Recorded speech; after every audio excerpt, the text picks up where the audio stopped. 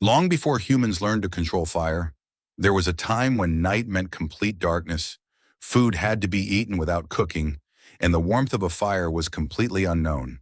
There were no matches, no stoves, no flashlights, and no comfortable homes waiting at the end of the day. Our ancestors lived in a world where every meal had to be found, every shelter had to be discovered, and every night brought new dangers. So how did humans survive before fire? The answer is more fascinating than simply saying they were tougher than us. They survived through a combination of tools, teamwork, intelligence, natural shelters, and an incredible ability to adapt. But first, we need to understand something important. Fire and controlled fire are not the same thing. Natural fires existed long before humans learned how to make or maintain them. Lightning could ignite dry grass, volcanic activity could produce flames, a wildfire could move through a forest and leave behind burning branches and glowing embers. Early humans may have encountered these natural fires many times. At first, fire was probably something to fear, but eventually it became something to understand. The problem is that we cannot simply look at one archaeological discovery and say, this is exactly when humans discovered fire. The evidence is complicated. Different archaeological sites provide different clues, and scientists continue to debate when humans first regularly controlled fire. Some evidence suggests that hominins were using fire more than 1 million years ago, while much older natural fire evidence shows that fire itself was obviously present in the environment long before that. But what about the time before controlled fire? How did humans survive without cooking?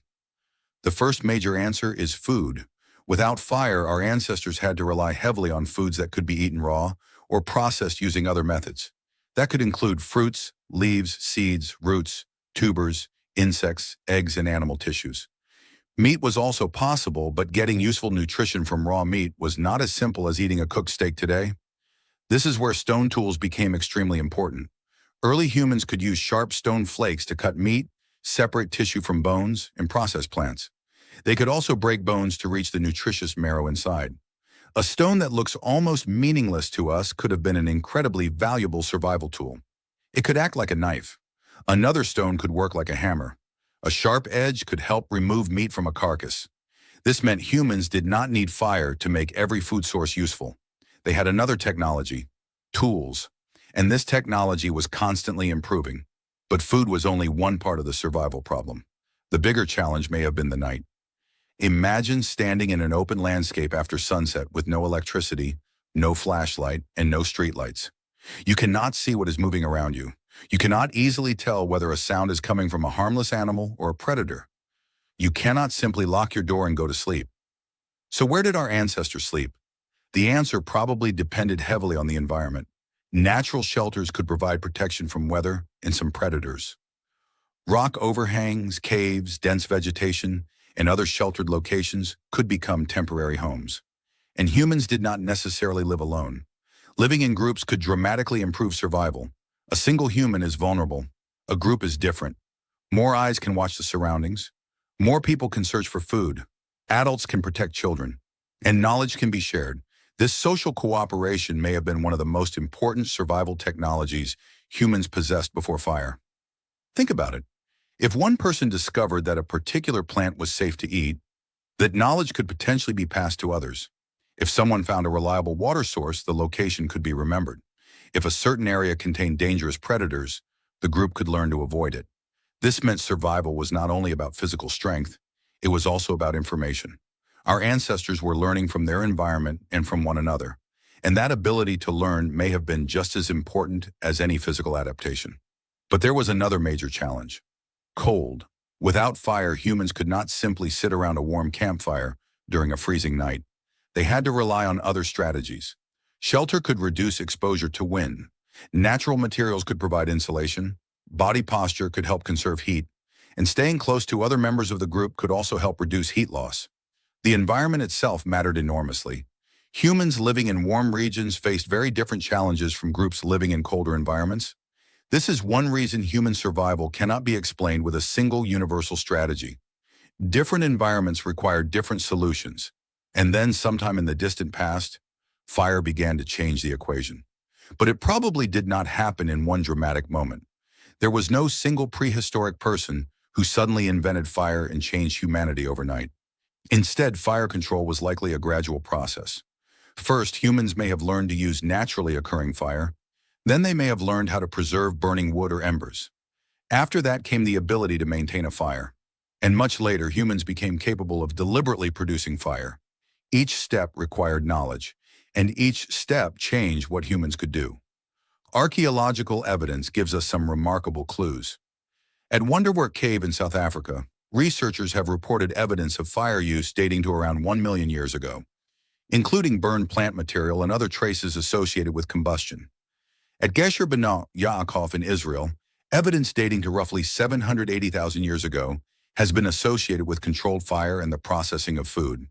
These discoveries do not tell us everything about daily life, but they show that fire was becoming an increasingly important part of the human world. And once humans could control fire more reliably, the advantages were enormous. Fire provided warmth. It provided light. It could help protect a campsite. And perhaps, most importantly, it made cooking possible. Cooking can change the physical and chemical properties of food. Some foods become softer, some become easier to chew and digest, and cooking can make certain nutrients more accessible. But scientists still debate exactly how important cooking was to human evolution and when it became a regular part of human life. It would be too simple to say that fire alone created modern humans. Human evolution was the result of many different changes working together over millions of years. Our ancestors were already using tools. They were already cooperating. They were already adapting to different environments. Fire became another powerful technology added to that growing survival system. And there is something even more interesting about this story. Before fire became a tool, humans themselves were already solving problems. They were finding food without supermarkets. They were surviving cold without heaters. They were navigating landscapes without maps. They were protecting children without modern medicine. They were communicating without phones. And they were doing all of this with limited technology. That does not mean prehistoric humans were somehow superhuman. They faced enormous dangers: infections, injuries, starvation, extreme weather, predators, and accidents could all become deadly. Life expectancy and survival were very different from what most people experience today. But the fact that our ancestors survived for generation after generation tells us something important. Human survival was never based on one invention. It was based on adaptation. When the environment created a problem, humans searched for a solution. When stone could be shaped into a tool, they shaped it. When food was difficult to access, they found ways to process it. When predators threatened them, they relied on groups and shelter. And eventually, when fire became controllable, they transformed it into one of the most important technologies in human history. Today, we can turn on a light with a switch. We can cook a meal in minutes. We can heat an entire house. We can communicate with someone thousands of miles away. Because of that, it is easy to forget how difficult ordinary survival once was. For our ancestors, darkness was not just the absence of light, it was a completely different world. Food was not something waiting in a kitchen, it was something hidden in the landscape. Shelter was not a building, it was something they had to find, create, or adapt. And technology was not something downloaded onto a device, it was something made with their own hands. So perhaps the most important lesson from the world before fire is not that humans were strong enough to survive without it. It is that humans were curious enough to keep searching for better ways to survive. Fire eventually became one of those solutions. But long before humans controlled fire, they had already developed something even more powerful: the ability to learn, adapt, cooperate, and pass knowledge from one generation to the next.